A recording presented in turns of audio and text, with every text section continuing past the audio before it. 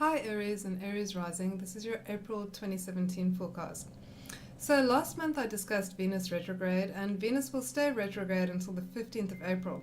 So if you'd like a refresher on that, you can just click on the beginning of my March forecasts. This month Mercury also goes retrograde from the 9th of April to the 3rd of May, so effectively for most of the month. So I'd like to discuss Mercury retrograde this month.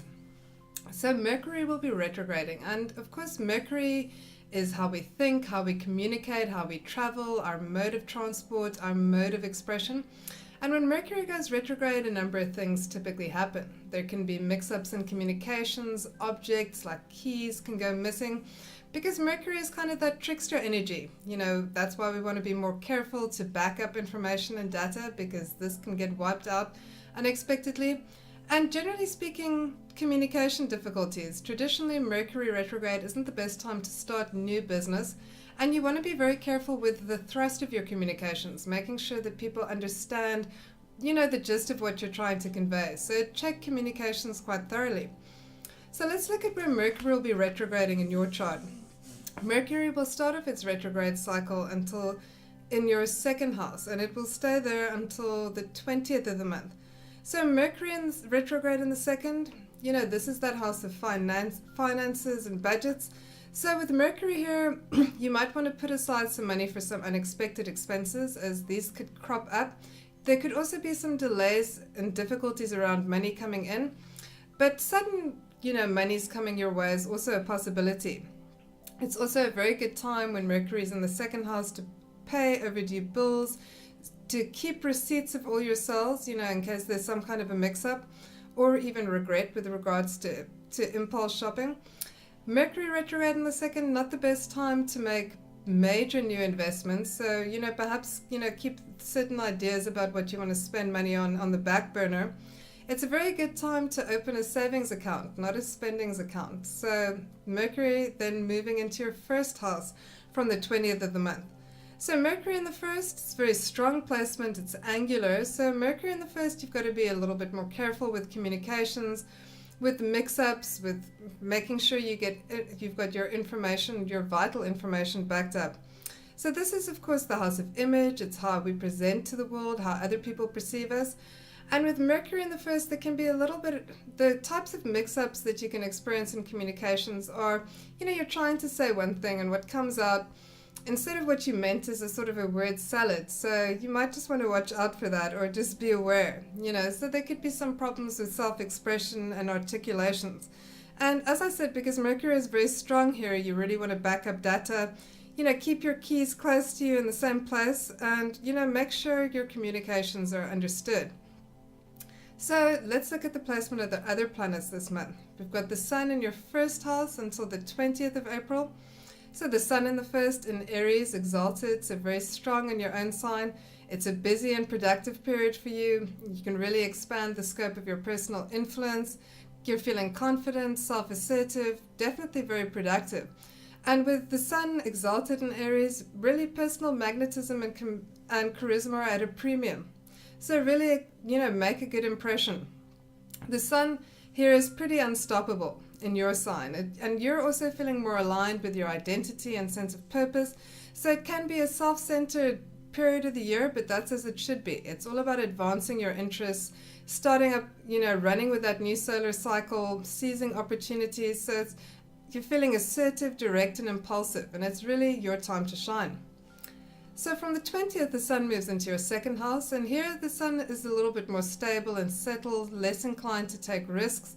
The focus is really on material affairs, financial avenues of growth are under consideration.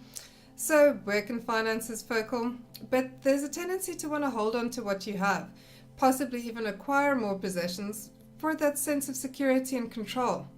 So this is that placement of the Sun where you want to consider the usefulness of what you have, and also what you want to acquire that would be useful and help you. So it's really about assessing what you value and bringing more of what you value into your life. So Venus retrograde until the 15th of April and then going direct. So Venus will be for the majority of the month in your 12th house. So Venus does very well in the 12th house. So this is because Venus rules love, affection, and beauty and art. So Venus in the 12th is good for one of two things. On the one hand, it's very good for creative work done in private, so any type of artistic work that requires solitary perusal, really favored here. But because Venus is emotions and affection, it does well in the 12th because these are best, approached with some discretion. So this could, for some of you, be a secret infatuation as well. Venus in the 12th is also a very good placement for selfless service and aid to others in need. So your ruling planet Mars is in your second house until the 20th, and this is very good for hard work and focus, financial avenues. So Mars's energy here is being put to use in terms of opening up new streams of income, looking at ways to be more resourceful. Mars in the second can also spend a lot of money, but also motivated to make more money. So watch impulsive and rash purchases. So Mars then moving into the third house for the last 10 days of the month. So here Mars is very energized and really picks up the tempo in day-to-day affairs. So Mars in the third, traditionally a very good placement for selling yourself and your ideas because you tend to present very well, you're very confident, you're very self-assertive, and people respond very favorably to that. So good for sales, good for interviews, and good for selling your ideas and presenting your ideas, generally speaking. Mars in the third can make you a little bit aggressive or defiant in your personal communication, so watch the default setting is an indignation.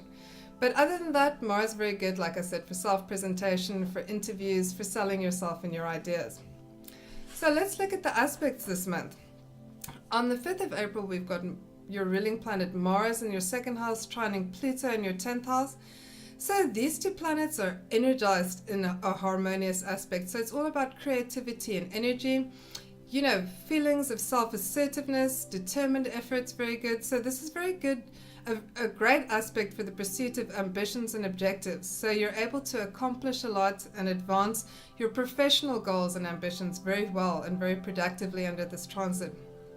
So on the 7th, we've got the Sun opposing Jupiter from your 1st to your 7th house. So also an angular placement, so these planets operating very strongly. Now, the Sun and Jupiter tend to blend their energies very well, but this is still an opposition, so it can show a culmination of things, and this for you happening in the sphere of partnerships in particular. So things can go either very well with regards to partnerships, or you can find that you overstep your bounds, go too far, or perhaps take on a bit too much. But if you just delegate your energy wisely, this can be a very productive placement for partnerships in business, generally speaking.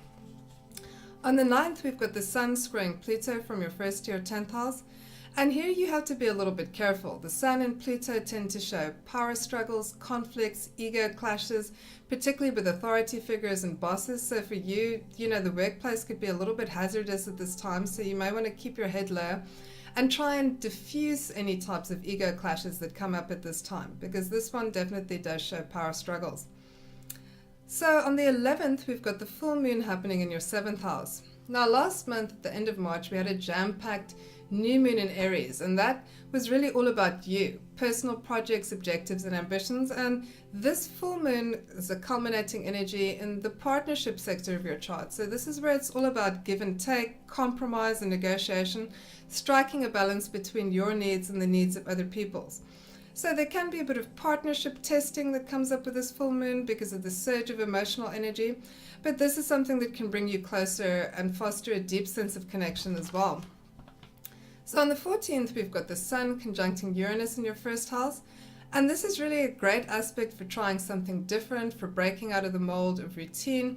It's good for fresh and new solutions to things because your thinking is very progressive. It's, there's stimuluses with new ideas, new contacts. There could be chance opportunities for travel with you or for just novel experiences, generally speaking. On the 17th, we've got the Sun trining Saturn between your 1st and your 9th house. And here, this is a very good placement for ambition, for serious concerns and serious subjects, for disciplined study. That 9th house, of course, of study and higher learning. So this is very good for patience and endurance with serious subjects and taking on responsibility with maturity. And also, this particular harmonious aspect between the Sun and Saturn can also show assistance from respected peers or individuals. So they can come to your aid at this time. So on the 24th, we've got Mercury trining Saturn. So Mercury and Saturn from the 1st to the 9th house, also very good for concentration, attention to detail, again dealing with serious subjects. So this is good for all types of learning and educational matters, and really favors tedious rather than inspired work. So anything that requires attention to detail, like accounts, budgets, the nitty gritty that doesn't always, like I said, inspire and could be rather tedious, you'll have the tenacity to sort of tackle this. Mercury and Saturn in favorable aspect also could show travel for a serious purpose, or the need to speak and study to advance yourself professionally. So the new moon is happening on the 26th in Taurus in your second house. And so here, that second house of finances, material assets, resources, it's where you find security in the tangible and the physical. So the next 2 weeks, the active energy is going to be around financial goals, so setting realistic financial goals, making budgets, looking at ways to increase your revenue, and just in general arranging your life to bring more of what you value in. So the month concludes with Mercury conjunct Uranus in your first house, and this is quite an exciting aspect. This really stimulates the mind, so it's a hub of new ideas, an overactive mind, so there can be sudden insights, ideas, exciting news, again, unexpected travel or unexpected publicity with this aspect happening in your first house. So you might find yourself a bit restless and agitated, but there's a lot of productive energy that can be put to use, trying new things or making use of whatever novel things come your way. If you've enjoyed this forecast, please like and subscribe, and thanks for listening. And if you'd like to book a personal reading, you can visit my site at www.psyche.co.za